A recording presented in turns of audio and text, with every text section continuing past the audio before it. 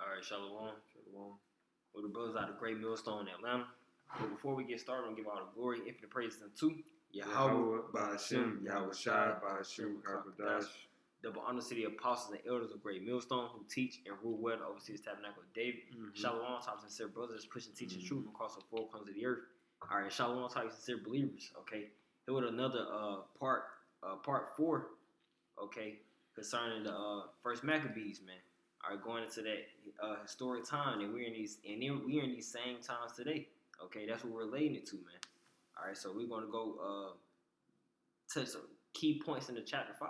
All right, and Lord willing, this lesson be edifying, of course, to an elect member or two. All right, we're going to start with the top. We can start with the top. This is First Maccabees chapter 5, verse 3. Now, verse 3. I mean, verse 1. So like, sure, verse. I got verse 3. Holla.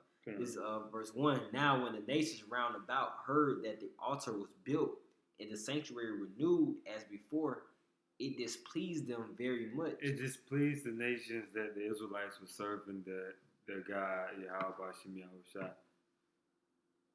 It displeased them.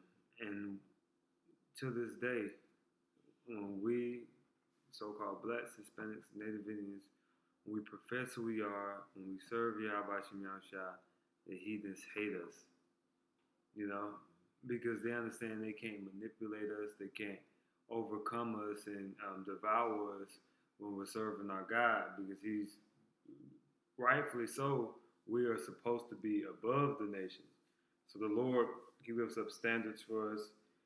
He protects us and heals us from the heathen when we serve him, and they know that, and that's exactly why they don't want us to serve Yahweh Ba'ashem Yahweh Shai. Matter of fact, what's that scripture with the Ammonite? He was speaking, I believe it's in Judah, when he says that the children of Israel, if they keep the commandments of the Heavenly Father, there's nothing can overcome them. And you can bring out whatever you got. I'm actually going to try to find that. I can continue on though. Verse 2, wherefore they thought to destroy the generation of Jacob that was among them, and thereupon they began to slay and destroy the people. So as you see today, where we can relate that to, you can correlate that precept that with Psalm chapter 83. These heathen nations have in periods of time in history have always begun to destroy our heritage, man, to attempt to destroy us as a people. But the Lord, of course, has never allowed that to never allow these heathen nations to annihilate us and exterminate us as a nation. All right, verse 3, it reads, then Judas fought against the children of Esau in Idumea at Arabatim, because they besieged Israel and gave them a great overthrow and abated their courage and took their spoils. So here you go once again as another battle of Judas Maccabees, man, the hammer, that main warrior out of the brothers of the sons of Mattathias. All right, let me see if I want to keep going. You go to verse Baba Kashah. Go to verse 6. Yeah, we go verse 6. This is verse 6. Afterward, he passed over to the children of Ammon. Right, because, and we skipped verse 4, which was dealing with the children of Being that was leaving a snare for us, and then we burnt their towers because they were killing Israelites in the secret parts. And all of these, what we listed with the Idumeans, the children of Being, and the children of Ammon, are when the heathen nations coming up against us to devour us, and we, through self-defense and the power of Yahweh Ba'ashem Yahweh Shai, overcoming them. Verse 7, so he fought many battles with them, till at length they were discomfited before him, and he smote them. And we had taken Jazer with the towns belonging thereunto, he returned into Judea. Right. Let's see here. Oh yeah, you can go ahead and keep going. Verse 9. Then the heathen that were at Gilead assembled themselves together against the Israelites that were in their quarters to destroy them, but they fled to the fortress of Dathema. And sent letters unto Judas and his brethren, the heathen that are round about us are assembled together against us to destroy us. All right, so you have to keep in mind, these circumstances are going to befall the children of Israel again. You're going to physically have these heathen nations. That's why the scripture says, never trust thine enemy. Right. Because, you can be thinking you cool with a so-called Chinese or Japanese or Korean or Arab or a so-called white person, but they're your enemy. It's via prophecy and via bloodline, via heavens. Go ahead. This is Isaiah 59, verse 19. So shall they fear the name of the Lord from the west, and his glory from the rising of the sun. When the enemy shall come in like a flood, the Spirit of the Lord shall lift up a standard against him. See, hey, there you have it, man. The enemy is going to come in like a flood. You see, the scriptures just say in the Maccabees, you're round about, man. It's like they're surrounded, man. It's going to come in. It's going to be very heavy, man. You're going to have no choice. Hey, we won't have no choice. That's why we said before in previous videos, it's going to be much more spiritual intervention this time, man. We're going to need that standard to be lifted, man. We're not mighty like the Maccabees were to defend ourselves, man. We're going to need Michael the Archangel to stand up for us in these times, man. Even they didn't do those powers. They didn't do those works by themselves.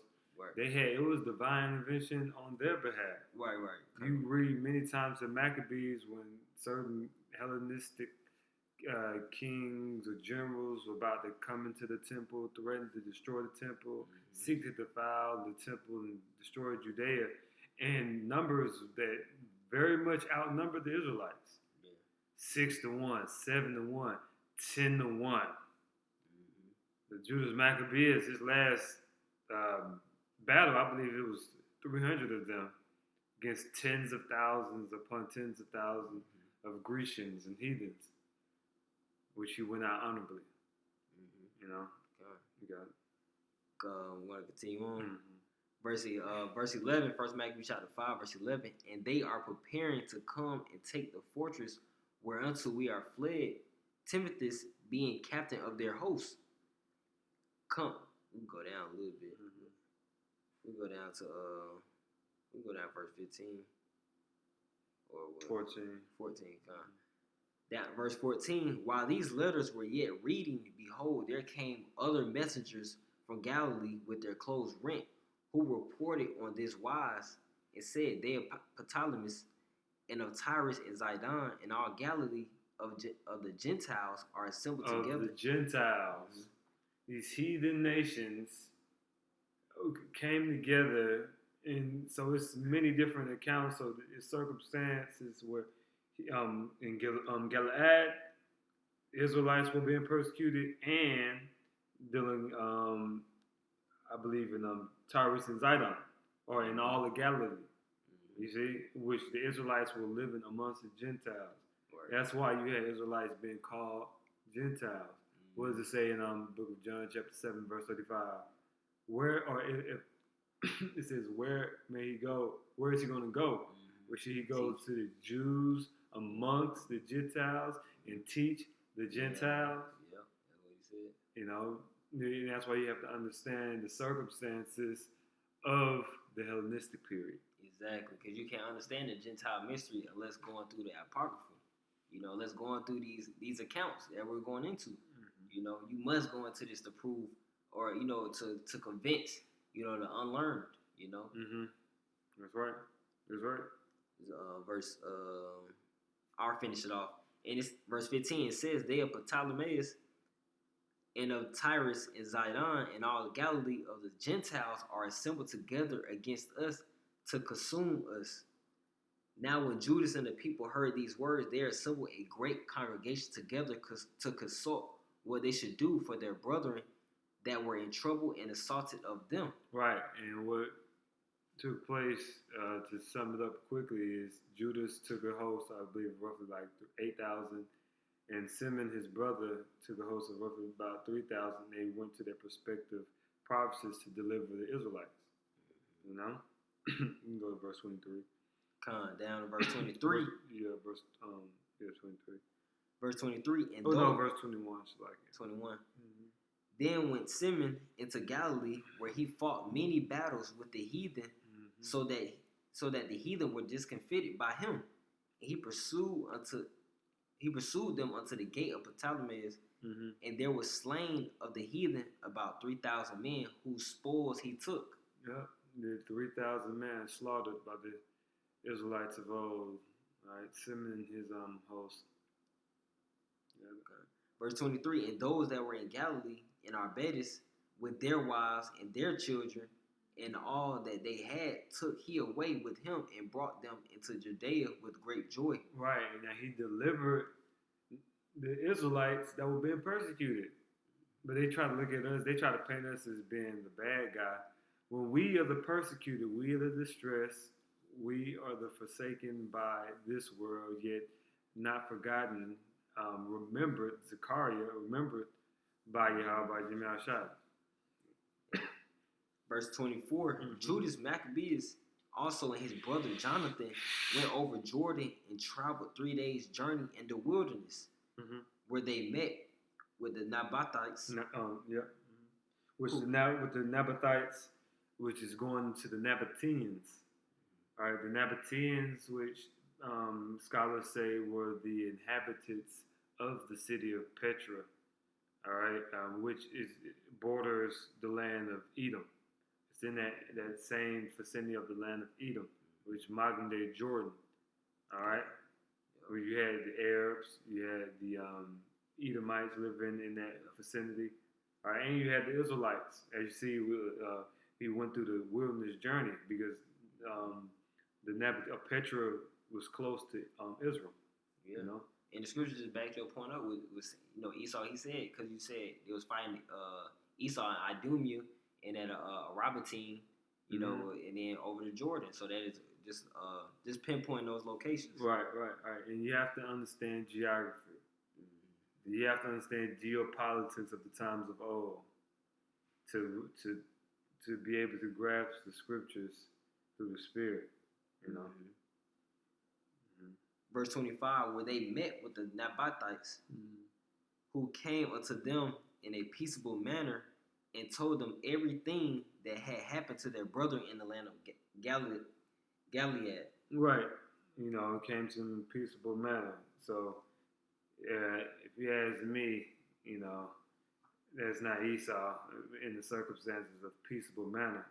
You know, and they did bear witness that the Edomites and the other heathens were persecuting the Israelites.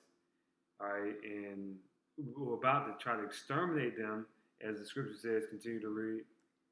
Verse 26, and how that many of them were shut up in Bozrah and Bozar and Alima, Casphar, Mekit, and Canaan. All these cities are strong and great. Right.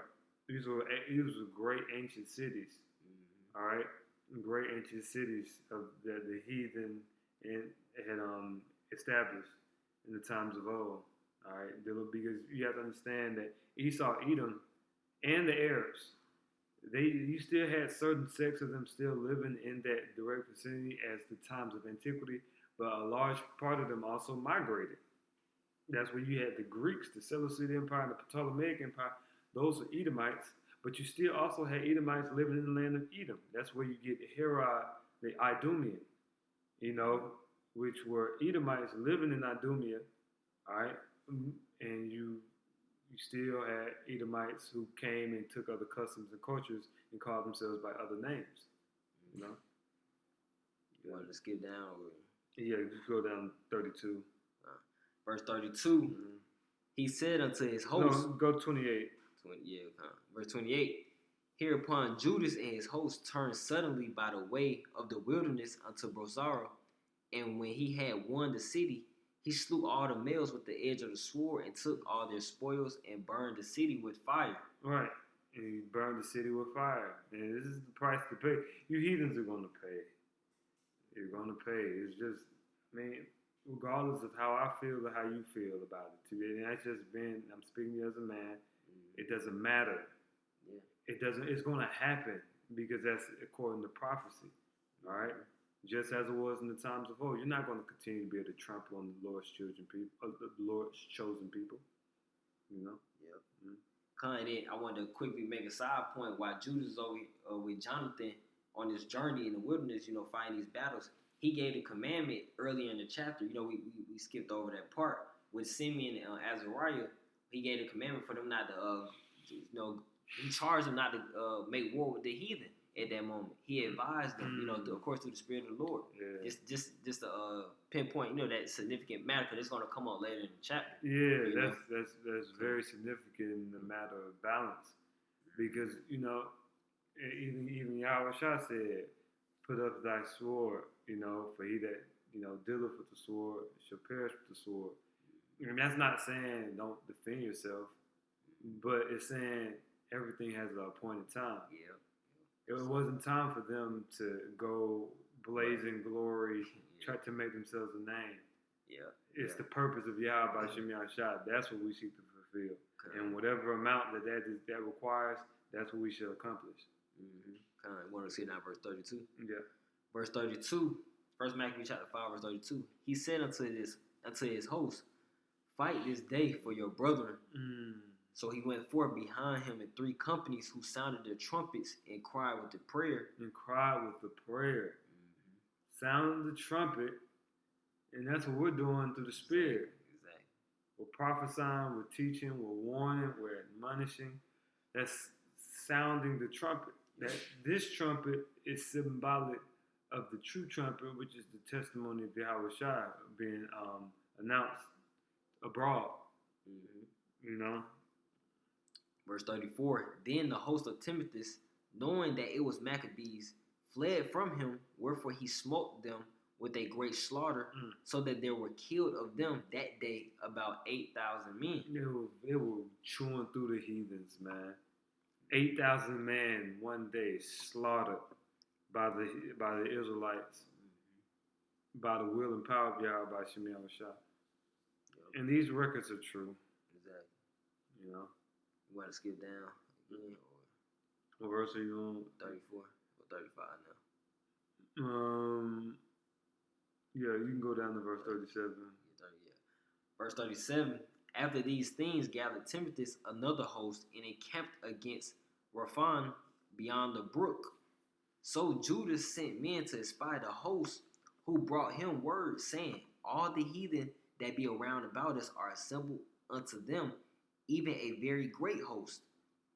He have also hired the Arabians to help them, and have pitched their tents beyond the brook, ready to come and fight against thee.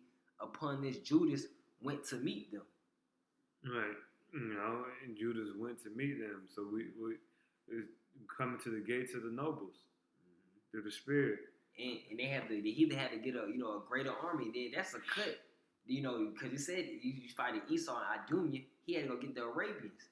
But Esau the Arabs. That's a cut. Yeah, when people fail to realize the Arabs and Esau live right next to each other. Right.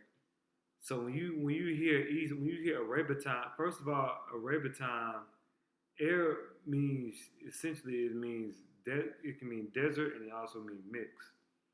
Right? Now the Arabs were living in that vicinity, just like Esau. For instance, a large part of the landmass that the heathen was dwelling in, like Samaria, all that used to be Israelite territory. But you have wars, you have migrations, so you have those different heathens that have taken each other's cities back and forth. You have to take that in consideration. The Arabs are Ishmael. Word. All right. Okay, they were all in that same vicinity. You're dealing with Petra, the land of Bozrah, all of that in the same vicinity, Verse 40, then Timothy said unto the captains of his host, when Judas and his host come near the brook, if he pass over first unto us, we shall not be able to withstand him, for he will mightily prevail against us. But if he be afraid and camp beyond the river, we shall go over unto him and prevail against him. You got it. Kind of want to go down a little bit? Yeah. Go down to continue. Verse 42. Now when Judas came near the brook, he called. Go down to verse 44. Yeah, verse 44. Verse 44. It reads, but they took the city and burned the temple with all that were therein. Thus were Canaan subdued, neither could they stand any longer before Judas. Right. So long story short, in that situation, you know, the heathen was discomfited, and what you're witnessing or reading or listening to is records of back to back to back to back wins and triumphs over the heathen, and also some hardships and struggles and pain. We deal with the seven women, the seven children, sons, and the mother, and you know, Eleazar, and many different other scriptures in which the Israelites were wrongfully persecuted and killed through that persecution. You know, but it was all this. It's all a part of the perfecting of a better tabernacle. Yep. You know. Verse 45. Then Judas gathered together all the Israelites that were in the country of Gilead, from the least unto the greatest, even their wives and their children and their stuff, a very great host, to the end they might come into the land of Judea. Right. So he gathered all the people and brought them back to the Judea, which is like essentially the safe haven. It's the capital in those regards, because you had different heathen garrisons and different nations having fortresses in our land. So, you know, we were in perplexed circumstances. You can go down to verse 50. Verse 50, so the soldiers pitched and assaulted the city all that day and all that night. Right, because these heathens refused to let us part between their city. And the city had walls very great on both sides. Go ahead. It says, it reads, at the length of the city was delivered into his hands, who then slew all the males with the edge of the sword, and razed the city, and took the spoils thereof, and passed through the city over them that were slain. After this, went they over Jordan into the great plain before Bethsan. Go down to verse 54. Yeah, verse 54. It reads, so they went up to Mount Zion with joy and gladness, where they offered burnt offerings, because not one of them were slain until they had returned in peace. Beautiful. Because when that heathen, they said the city was fortified, which means, you know, was going to, they was well defended. It was great, man. That's why they were so happy, like, hey, give me praise to Yahweh Shem Yahushua. Right. They had the Lord. It took for them to have the Lord on their side to make it through. Right, that, man. exactly. And you show they use wisdom now, because they said, let's go through peace. You know, they asked them, you know, we can go through. They, you know, the heathen hating the Israelites, of course. You know how that went down. You know, but continuing on you want to keep continuing on verse 55. Now, what time as Judas and Jonathan were in the land of Gilead, and Simeon, his brother in Galilee before Ptolemaeus, Joseph the son of Zacharias and Azarias, captains of the garrisons, heard of the valiant acts and warlike deeds which they had done. Now, this is a admonishment or an example of what not to do in the spirit not to be in. Okay, just because you see, don't covet another man's glory. Yep. You know, if that's his lot at that appointed time, then let that be his lot. The Lord will grant you what is required or what he has subscribed in due season. Exactly. You got it. Verse 57, wherefore they said, let us also get us a name and go fight against the heathen. Don't seek a name. That's not the proper spirit. To be seeking your own name or your own preeminence. We should be prioritizing the glory of Yahweh Shem Yahushua by Shem Makakadash. And go fight against the heathen that are round about us. So when they had given charge to the garrison that was with them, they went toward Jamnia. Then came Gorgias and his men out of the city to fight against them. And so it was that Joseph and Azarias were put to flight and pursued unto the borders of Judea, and there were slain that day of the people of Israel about 2,000 men. Verse 61. These men were slain because of the negligence and the vanity that these individuals were seeking. Yeah. Take heed. Of course, it's taking heed to the spirit and staying out that lane of fire. You know. Verse 61. Thus were there a great overthrow among the children of Israel, because they were not obedient unto Judas and his brethren, but thought to do some valiant act. They took it upon themselves that they didn't take heed to the spirit. They just looked at those as men doing warlike deeds. They like, man, I'm about to be like that, man. I'm about to turn this bitch up. But it wasn't of the spirit, because if it was of the spirit, man, they would have prevailed. As the Lord did them as many times in the same chapter. But it's balance to it, man. All right, it had to get punished for not taking heed to the spirit through Judas and the brother. You go down 62. Verse 62. Moreover, these men came not of the seed of those by whose hand deliverance was given unto Israel. They were not of the Hasmonean dynasty. These were other Israelites, but they weren't of that stock that deliverance was destined to be through, which were the Hasmoneans. Verse 63. Howbeit the man Judas and his brethren were greatly renowned in the sight of all Israel and of all the heathen, wheresoever their name was heard of, insomuch as the people assembled unto them with joyful acclamations. Beautiful. Keep going.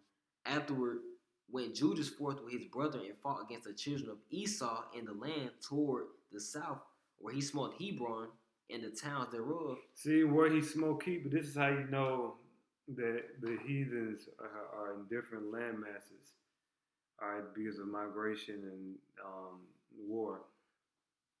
Hebron was a city during the time of David. That was a city that was ruled by Israel. King David was crowned in Hebron. That was a chief city in Israel in the ancient world, in antiquity. But at that point, you had the Edomites ruling Hebron. You see? So that whole Esau's Arab, you got to understand migration, you got to understand proximities. Right? Ishmael are the Arabs. Esau is the so-called white man. Continuing on, in the towns thereof, and pulled down the fortresses of it, and burned the towers thereof round about. From thence he removed to go into the land of the Philistines, and passed through Samaria.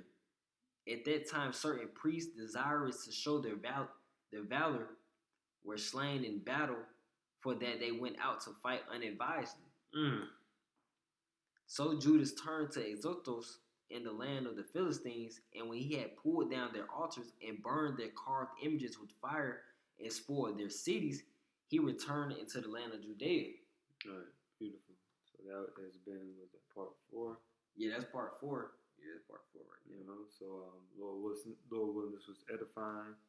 We give all praises, honor, and glory and worship to Yahweh, Ba'ashem, Yahweh Shai, Ba'ashem, Rakakadash. Shalom, and keep the faith. Hey, shalom.